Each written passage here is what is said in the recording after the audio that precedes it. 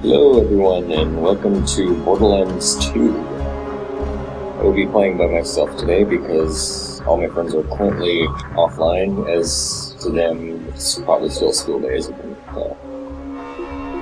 Anyways, I just picked up the new Headhunter pack that came out today, and I will be going through that with my assassin here. I will only be doing it on True Bolt Hunter mode, so it will pretty much seem pretty simple to me. So, let's jump right into it.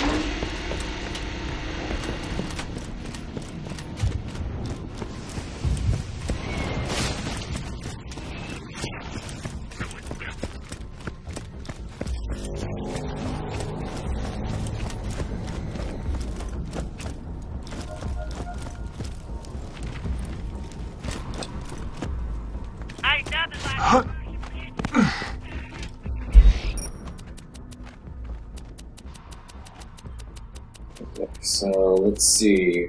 Where is it?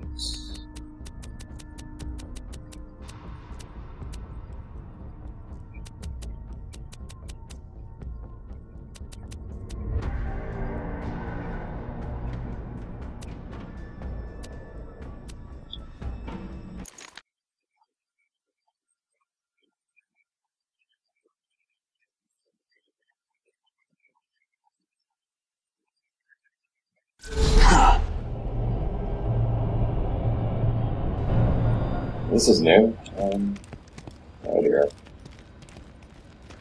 Welcome to the Torgue Corporation's Hunger for Violence Extravaganza! Tonight, we're gonna watch the Vault Hunter take on the Ravenous Wottle Gobbler! Oh dear, this is gonna be great already, I can tell. Sup?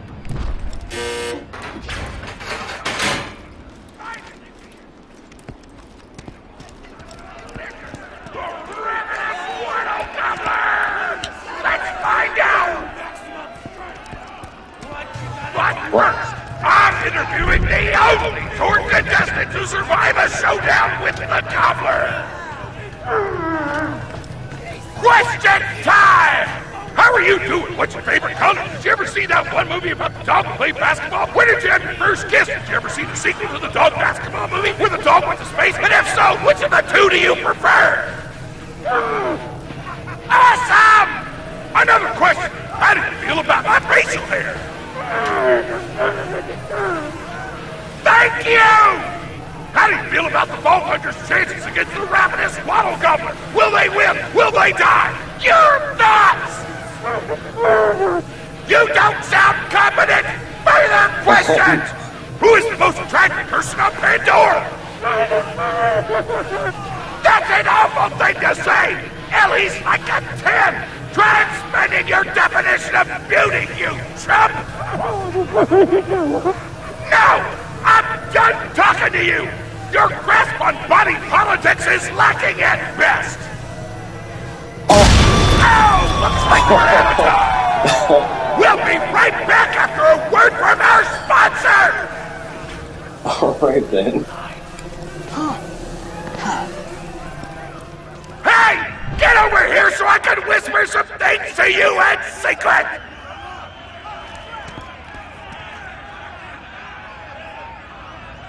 Real talk, the Gobbler fight is rigged. The Torgue board of directors made the Gobbler unbeatable, so it'd eat all the contestants and get us a bunch of hits on the EchoNet. But I don't want you to die, cause you're cool, and oh crap, I'm not whispering anymore, my bad! You gotta get into the kitchen, kill everybody, and poison the Gobbler's food. Oh, that sounds pretty obvious. Once the poison takes effect, you can kill him. Also, I want him dead so I can eat him! He looks delicious! Okay then. Oh wow, I just of course noticed the name of the mission as well.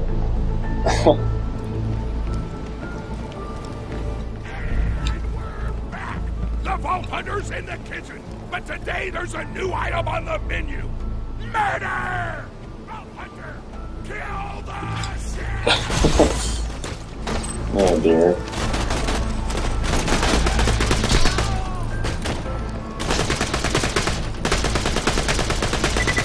I disappear.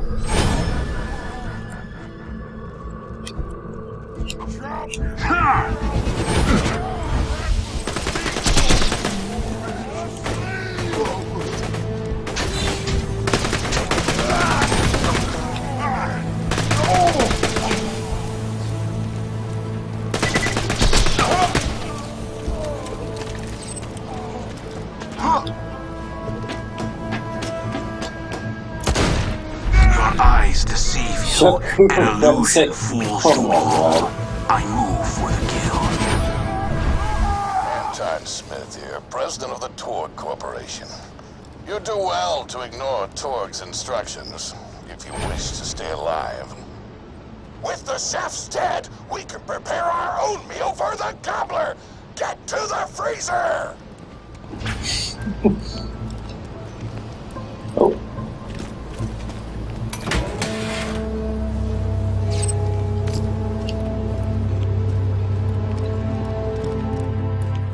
That door's locked! Let me activate my remote lockpicking program! Of course, explosion. Lockpick! It's inside me! We do not allow contestants in the meat locker. Leave at once. We gotta choose some meat for the Gobbler's meal. Tug on the tastiest looking skag corpses. This is totally gonna get me fired, and I don't care!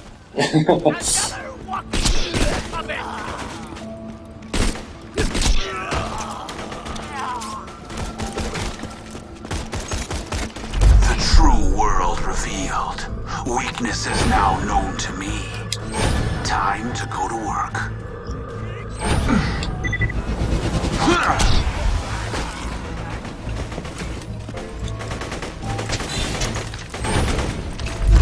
How hilarious.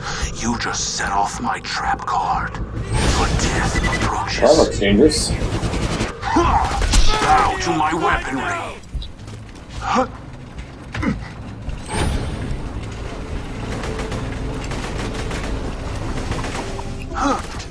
My mouth is watering!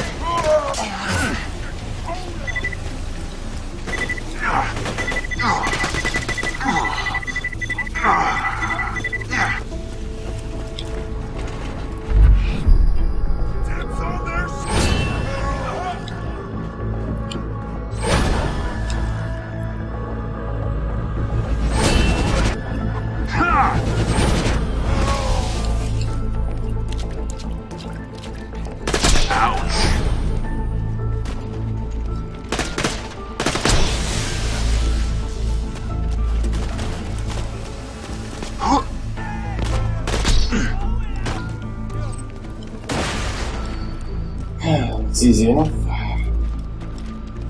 Oh. I don't know what you're planning, but I don't like it. Tributes, get the Vault Hunter out of my kitchen. And I disappear. A ghost amidst the combat, preparing to strike.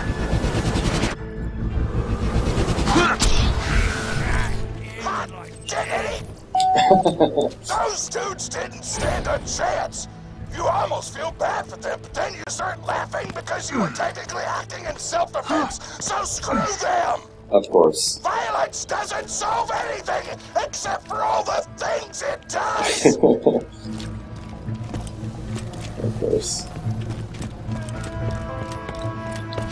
Now to grind up the meat! Get to the kitchen! Torgue, as president, I demand to know why the hell the Vault Hunter is running around backstage. Just trying to mix things up! Your job is not to mix things up. Your job is to flex your muscles and do air guitar solos, idiot. Words can hurt!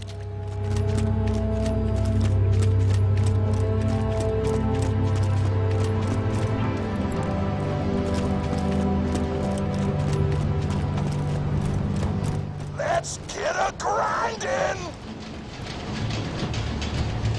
Okay. Grind, grinder! Of course.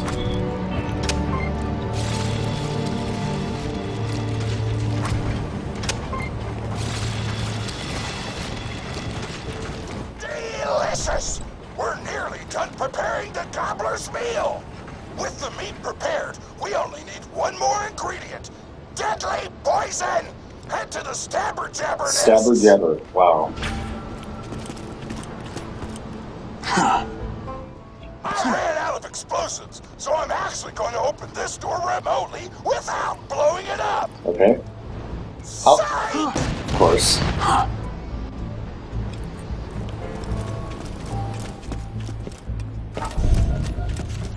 You know you're following an idiot, yes? Torgue created his explosive gun tech, then sold it to us for $12 and a high five. We kept him on purely for PR reasons. But you've both outlived your usefulness. Tribute, kill. Say goodnight, bandit!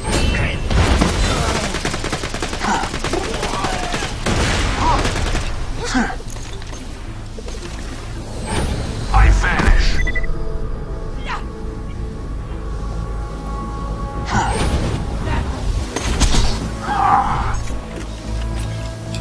When God closes a door, I blow it the Of course. Pretty much everything Torgue stands for is explosives, so... Hey, make sure to get a slag weapon on the way. Alright. Smack the jabber nest to wake him up. Alright, now slag the jabber. Oh, hello.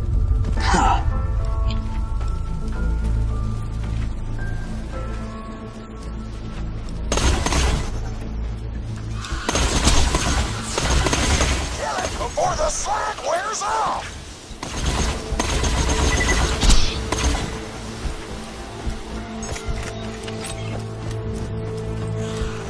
Tannis told me a single slag jabber clip would be enough to kill a monster the size of a planet. So get a few more. Obviously.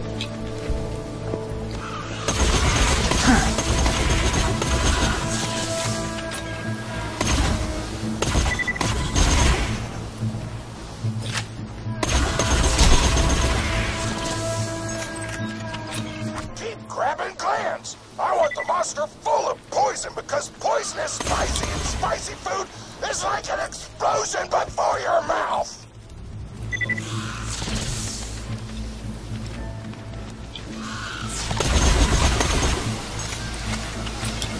Oh, I saw it drop one. Oh, there it is. Woo! You got all the glands. Now pop them into the Gobbler's dinner and you'll be ready to fight them. Why do you insist on being a moron, Torgue? This is why you lost a controlling share of your own company.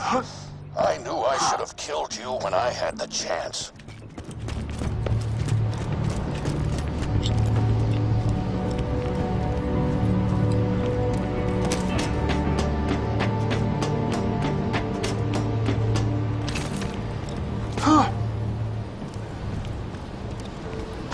Now add the poison glands to the marination vat. Hit that button to marinate the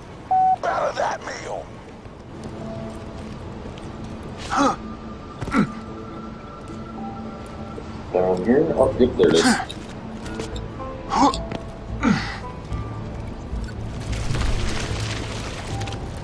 The meal's almost ready. Let's get cooking. Start the conveyor of cookery.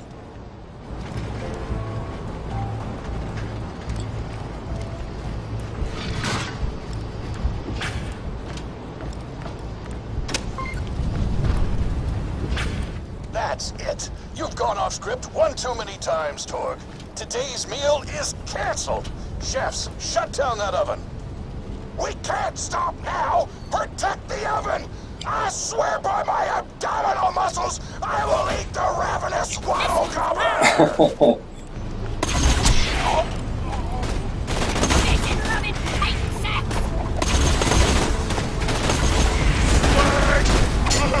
I want that oven shut down. I want the Vault Hunter dead. And I want Mr. Torgue's head on a plate!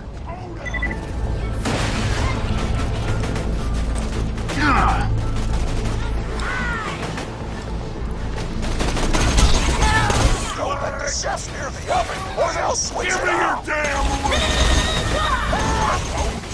Wait, what? Oh.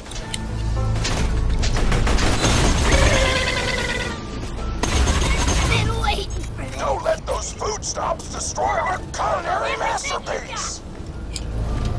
Hurry, you and the rest! Hey! Oven! You're worse than The chefs want to shut off the oven! Stop them from doing so!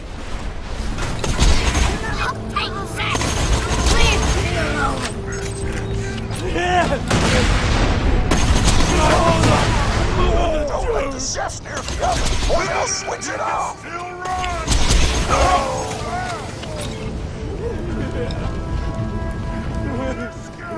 Food's done! Don't get it!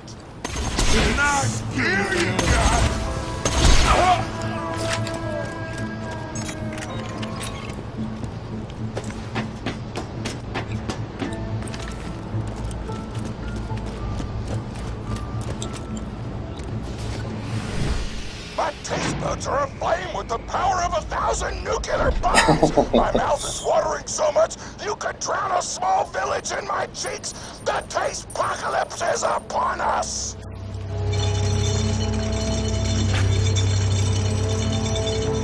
Elevators. If you kill that gobbler, Torgue, it'll be your last meal. The board of directors and I can guarantee that. I'm just assuming I have to pick one. Take this one.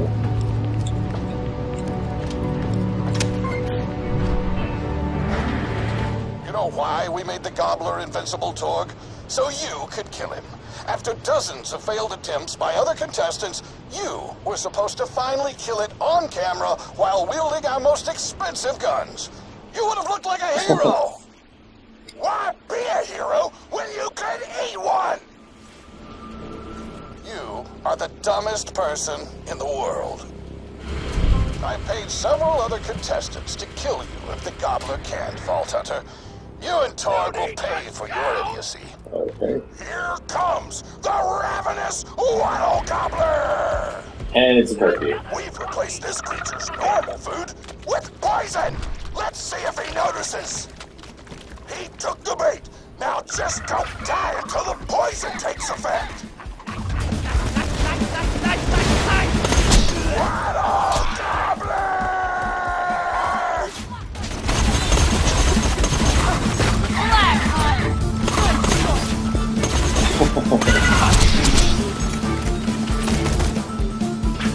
No, you idiotic mercs! Don't shoot the gobbler! Shoot the Vault Hunter! The poison's working! It's working! The gobbler is killable!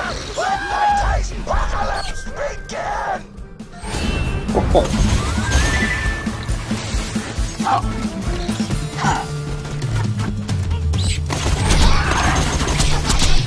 This is your last chance, Torgue. Call this off, or you're out of the colony. Whatever, I'll just work for Moxie and blow things up. Throw boner!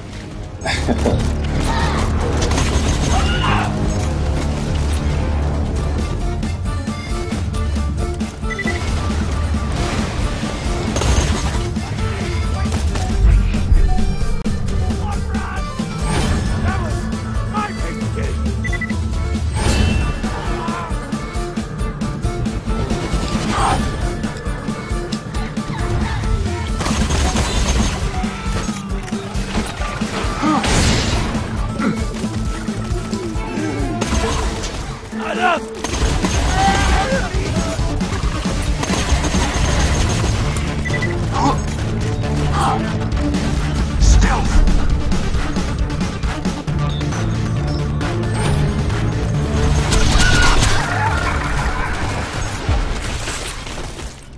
I'm gonna eat the out of this thing! Captains may or may not be involved! You just disobeyed a direct order from your president, Torgue. You're dead. I am so scared! I know you can't tell because of the tone of my voice, but that was sarcastic! Anyway, come on back whenever, Paul Hunter!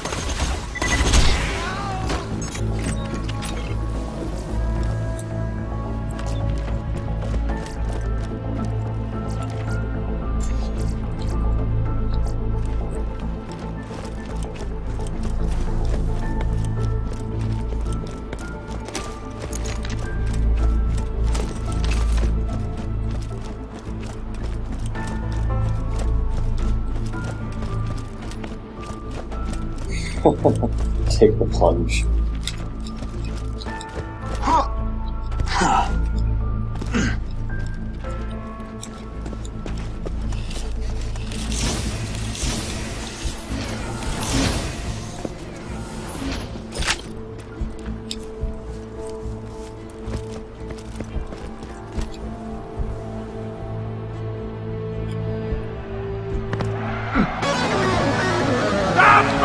Hunter wins! Woo!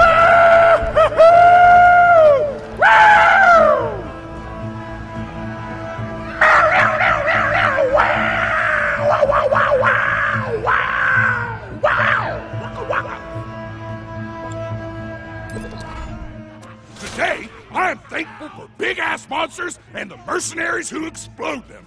It almost brings a tear to your eye. But you hold back because you don't want to look like a wuss, but that's okay because real badasses cry too! Alright, let's see what this is. My grandma's a pretty big fan of yours. Could you go say hi to her?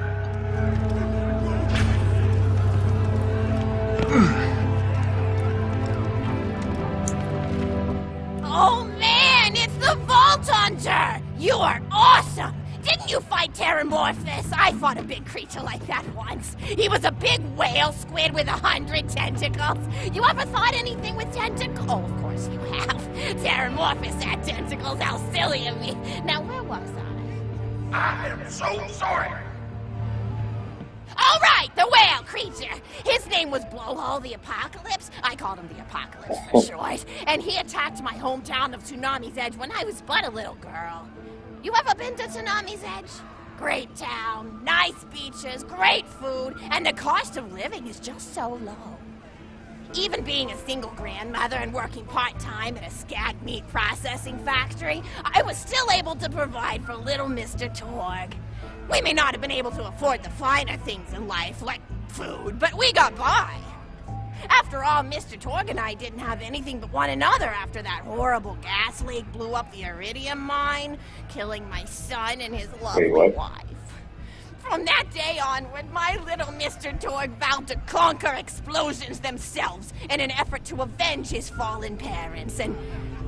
Ah, man, I forgot what I was talking about. Where was... Oh, right! The Blowhole the Apocalypse! So anyway, I was wrestling Blowhole to the ground, and I had my bicep curled around his blueberry throat. Blueberry? Sorry, I meant to say blubbery. I've got blueberries on the brain, I guess. I grow them in my backyard. Mr. Torgue helped me plant them. Thanks again for that, grandson. I love you, Grandma! Anyway, I have my bicep around his blubbery throat, and Mr. Torgue starts crying because he really likes whale squids and he doesn't want to see me hurt one. They are the princes of the ocean! So I let the whale go after giving it a punch in the eyeball so he'll remember me, and it swam away into the ocean. And then I had Mr. Torgue drive me to the ice cream parlor. He got me Rocky Road, because Rocky Road's my favorite. I'm extremely partial to the way the marshmallows act like little landmines of flavor amidst the battleground of chocolate. What's your favorite flavor of ice cream? Is it pistachio? I bet it's pistachio. Oh, that reminds me! You'll never guess who I saw today! Pistachio the Amazing! He's a magician who studied under Crazy Earl, so he's got that weird mustache, you know, but I saw him make a rack hive disappear. A whole rack hive! I said to Mr. Torgue, Mr. Torgue, wasn't that amazing? And he said, yes, it was. I'm supposing this is just going to keep going on and on. I remember, Grandma. And we stood in line afterward and got his autograph, and I thought I had it somewhere around here, but it's probably in the attic. I really ought to go up there and clean it out one of these days. I have so many little keepsakes up there. You're paying attention, right? Say, what's my favorite flavor of ice cream? Oh, so you are wonderful. You're an even better listener than my old pet rack, Beasto. Beasto was such a sweetie. You ever had a pet rack? If you can tame them, they are the sweetest pet you'll ever have. He used to just sit on my shoulder and bite chunks of flesh out of my neck to pass the time. I still remember the way he used to tweet. He went, tweet, tweet. It was so cute. I had a conversation with him once. I said, Mr. Beasto. He liked being called Mr. Beasto. It made him feel like an aristocrat. I said, Mr. Beasto, you're looking very cute today. And he said, oh, thank you, that's so nice. Or he tweeted in a way that made me know that's how he felt. And then he lowered his little head like he was taking a bow. It was adorable. Beasto was my third pet rack. First I had Woody. He got hit by a train. Then I had Anita. She got shot up trying to take vengeance on the train that killed Woody. And then I found Beasto making little poops on the windmill outside our house. After Mr. Torgue and I wrestled her to the ground, I did a flying pile driver over the nearby tower tree, got him straight in the spine and brought him down. We brought him in and fed him some skag steaks until he decided he loved us. I still miss Beasto sometimes. He just died of old age. Racks don't live much longer than a few years, but I treasured the time we had together. Oh, poor Mr. Torgue. When Beasto died, he cried for a week. The kids made fun of him at school, but I told him not to pay them any mind. Being in touch with your emotions is not a character flaw! That's right, High Five. Is something wrong? You look confused, Vault Hunter. Oh, you probably haven't heard anyone call Mr. Torgue High Five before. The world may know him as Mr. Torgue, but the Flexingtons always referred to him using his middle name. It's a Flexington family tradition, after all, to use your grandfather or grandmother's name as your own middle name. And my husband, High Five Flexington, God rest his soul, was the best grandfather Mr. Torgue could have asked for before he passed. He taught Mr. Torgue dang near everything he knew about firearms. Without High Five's teachings, I don't think the Torgue Corporation would exist at all. Gosh, I still remember the first gun Mr. Torgue tried to make after his parents died. A Jacobs shotgun with a stick of dynamite attached to the barrel. Torgue nearly blew his face off, got up, dusted his mustache off, and swore that by the time he reached the age of 11, he would make a gun that fired explosions without killing the operator. And by golly, he did! It took a couple of dozen prototypes before he got the right combination of gun parts and explosives right. But once he did, woo-wee! I'll never forget the plume of smoke that used to be my neighbor's homestead. They were jerks, though, so... Gosh, I've been talking your ear off for some time, haven't I? It's so kind of you to listen for this long. I've taken up too much of your time already. Please, don't feel like you have to stick around any longer.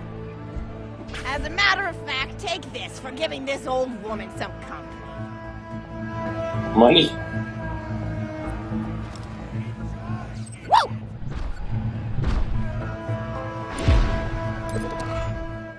You're even more attractive than Mr. Torgue said you were. Oh, wonderful. Oh, it's raid difficulty. I've got another story for you, but I'd like to tell it to all of your friends at once. An old lady like me has to save her voice, you know. Oh, you still want to talk with me? How incredibly sweet of you. Say, you'll never guess who I saw today. Captain Scarlet. She was robbing my retirement home with a few other brands, and I recognized her from her wanted poster, and I said, "Oh, hey, you fought the Vault Hunter, didn't you?" And she bowed all elegantly and said something like, "Indeed I did, madam," and said that you were really good at fighting, and that you beat her fair and square. She didn't seem to harbor much of a grudge about it. Nice girl. You should think about meeting up with her again if you're not shacked up with anybody, you know? I mean, of course, you probably are. Gorgeous hunk of a Vault Hunter like you. I bet you're beating away suitors left and right. Look, you're blushing. Oh, I could just eat you up. Mr. Torgue was so scared of trying to get a date for such a long time. He used to go to parties in high school and just stand in the back without talking to anybody. I am an introvert! I tried to tell him, I said, don't worry about chasing love. If you chase your dreams, then love will follow. See, that's the thing people don't get. You watch Echo films and they're just awful. They teach you that the only way to be with someone is just to pursue them over and over until they decide they like you. In reality, you know when you like someone almost immediately. You can't really convince somebody to fall in love with you. You just look like a stalker. But if you do things that you're interested in, like making guns that explode or killing mercenaries, then people will see that confidence and skill you have and they'll be attracted to it. There's always a fine line between that kind of confidence and narcissism, you know? There's nothing worse than somebody who wants to be famous. I remember when Mr. Torgue first sold his weapons tech to that board of directors, he was pretty egocentric for a while.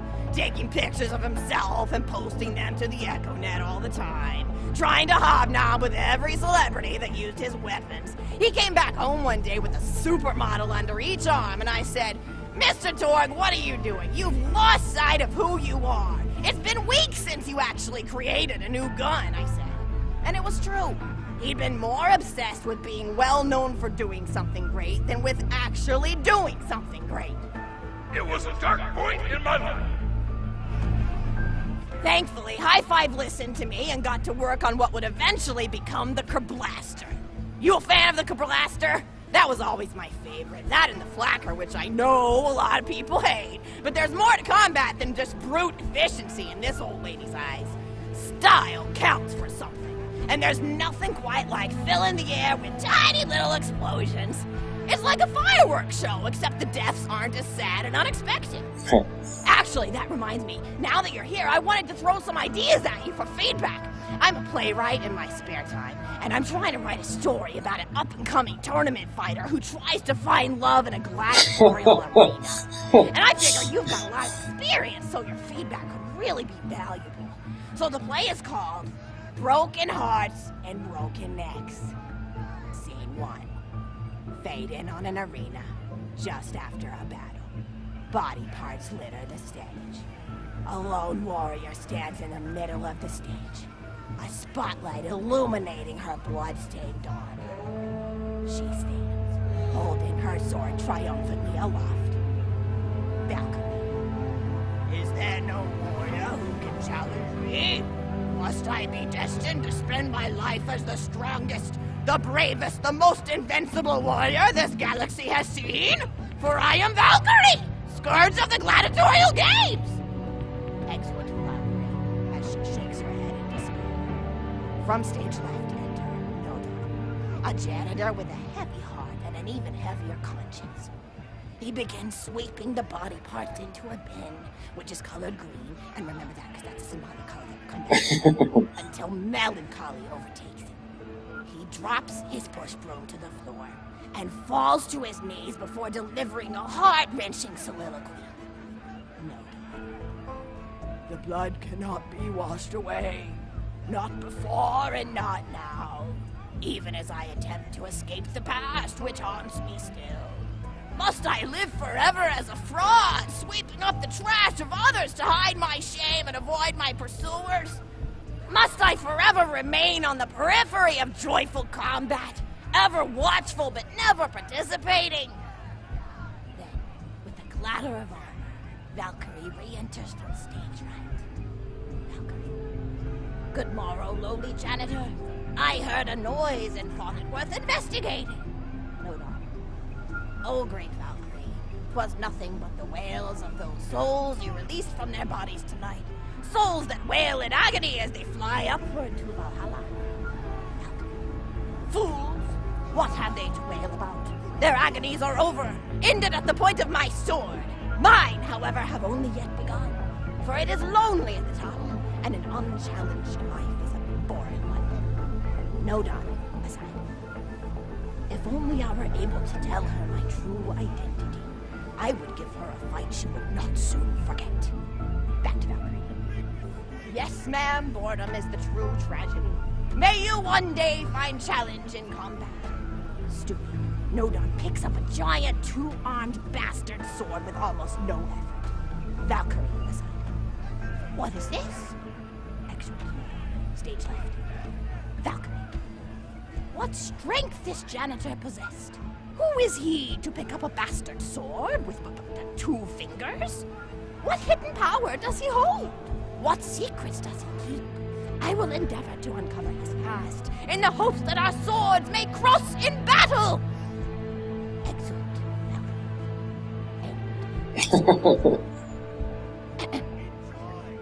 Scene 2.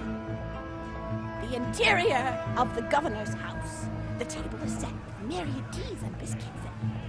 Oh, I'm so sorry. I didn't even ask you for the feedback on the first scene. Did you like it? Oh, wonderful. Scene 2. The governess enters from stage left. Governess. I refuse to respond to these absurd accusations.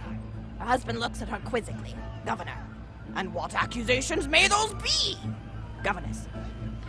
Actually, you know what? I don't think I'm ready to get feedback on the play yet. But what about you? What are you up to? Tell Grandma Flexington all about it. I bet you've had some amazing adventures. Mr. Torgue told me about the time you all played bunkers and badasses together. He said it was one of the most fun and welcoming experiences of his life. Grandpa! You're embarrassing me! Sorry, sweetie, but really, you and the Vault Hunters are his first real pals.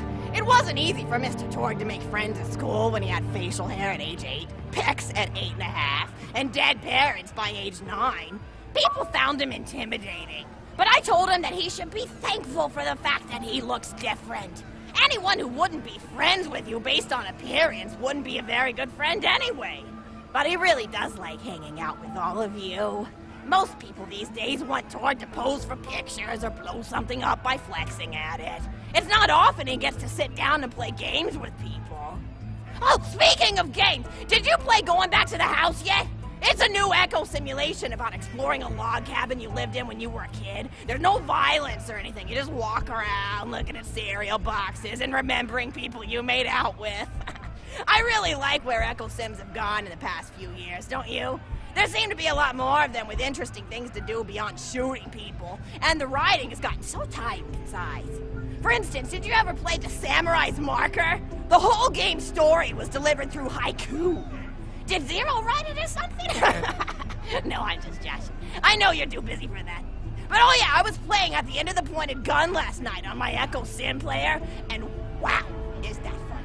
It's about a guy who punches people and smacks himself in the face with doors. Easily one of the best punch-related comedy sims ever. But oh, I'm really looking forward to this game called Robot Hunter Assault Squadron, which is this big randomized survival game about throwing bottles at trees and accidentally scaring birds. In the demo version, I scared a bird so hard it died. 10 out of 10 in my book. But what kind of things do you do for fun? You play any sports? You look like you might be into some of the more extreme stuff, like spine hurdling or psycho head volleyball. I knew an athlete a lot like you when I was younger. Her name was Nijo, and she was especially gifted at the giblet toss. That's an old pastime we had back when I was younger. Idea was you'd punch a convict, and then see how far you could make their viscera fly across a big field. You got points based on distance and the size of the viscera. She won the final round of the giblet toss championship by getting a left eyeball to cross the 300-meter mark. They said she was juicing with iridium, but I think they were just angry that she dethroned the reigning champ, misogynistic Jeff. People really liked him for some reason. Hey, what's your favorite food? Mine's burgers, personally. People look at you like you're a pleb or something when you say you like burgers, but just think of all the things you can do with them. You can change out the patty, play around with the toppings, change what sides you have. You ever have a burger with veggie chips? Gosh, I all but forgot about fries for about a year after I discovered the veggie chip combo. And I'm not a vegetarian or anything, but those veggie patties they make on the more upper class worlds are crazy good. Better than real meat if you cook it right. Mr. Torgue tried to be vegetarian once after he saw a fluff bear get run over by a truck. How long do you last again? 12 seconds! Barely even finished the word vegetarian before he lunged at a skag chew I was holding in my left hand. Nearly lost a finger. Granted, he's always been partial to skag chews or skag bacon. Don't know why, since I always felt like skags tasted like old tires and vomit. But to each his own.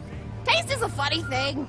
People say your taste buds get more refined as time goes on, but they actually get worse and worse. So when Mr. Torgue used to refuse vegetables as a kid, it's because he was actually tasting how awful they were. When we old folks eat vegetables, we're only okay with it because we can't taste all the gross vitamins and stuff. Granted, vitamins are what have kept me going for as long as I've been going.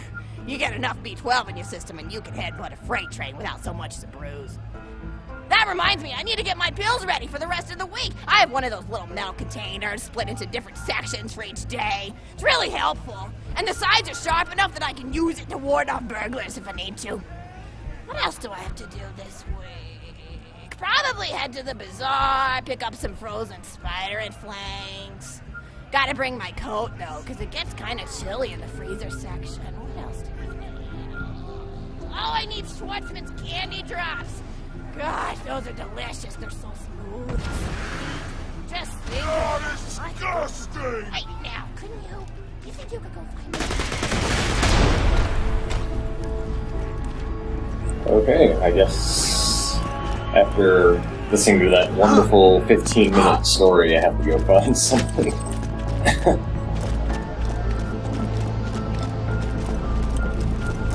My mom sent me that way!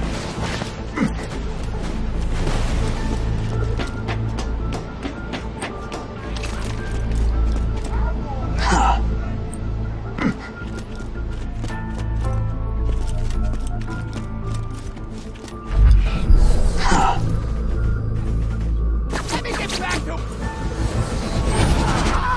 Decoy! Mush! Goddamn! The true world revealed. Weakness is now known to me. Time to go to work.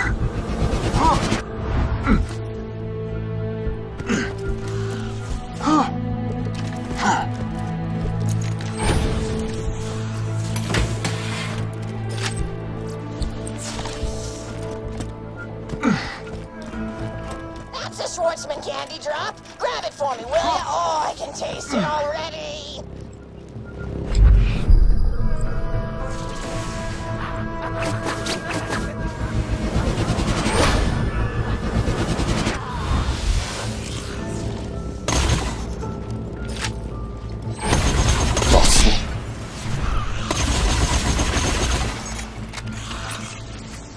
Oh, wonderful. Bring it back here and I'll finish my story.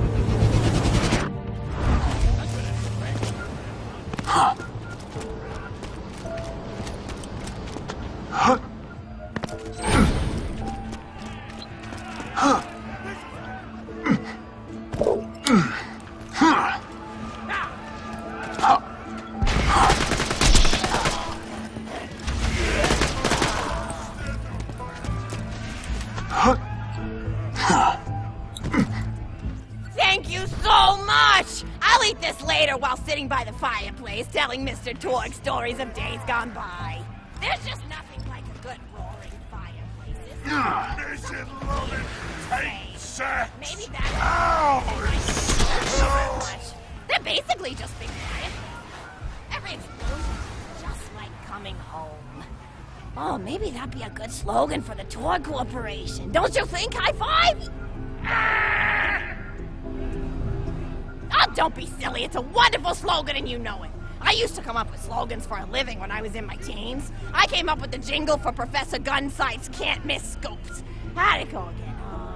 Oh, yeah. If you try to shoot but you miss a lot, then give Professor Gunsight Scopes a shot. And then they played a gunshot sound effect and someone going, ah. It was cute. But gosh, I've been talking for a while now, haven't I? Thanks for bringing your friends to listen to an old woman ramble for a while. I can't tell you how great it is to have somebody new to talk to, especially a Vault Hunter. Oh, and one more thing. No, actually, that could probably wait. Just something about vaults and the end of the universe. Anyway, here. I always spoil my friends, just like I spoiled my grandson. Oh, hello.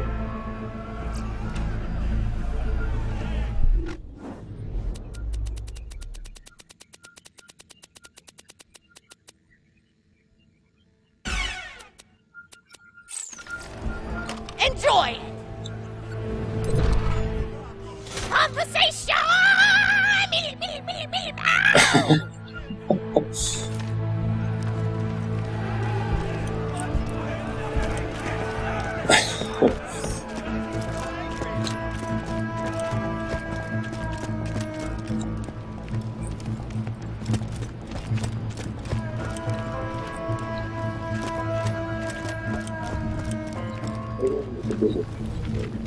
No.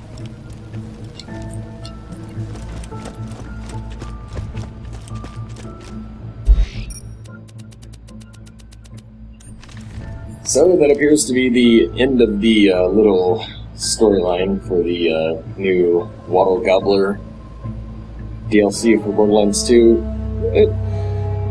I like these Headhunters packs, but honestly, I kind of wish they would just go ahead and do another big DLC, because this is nice and all, but it's kind of more fun to have more content, and they only really had the new character customizations. There's no new weapons to my knowledge, so we'll have to wait and see what they do for the next one, which I believe is some Christmas-related thing with Marcus. So until next time, and thanks for watching this 50-minute video.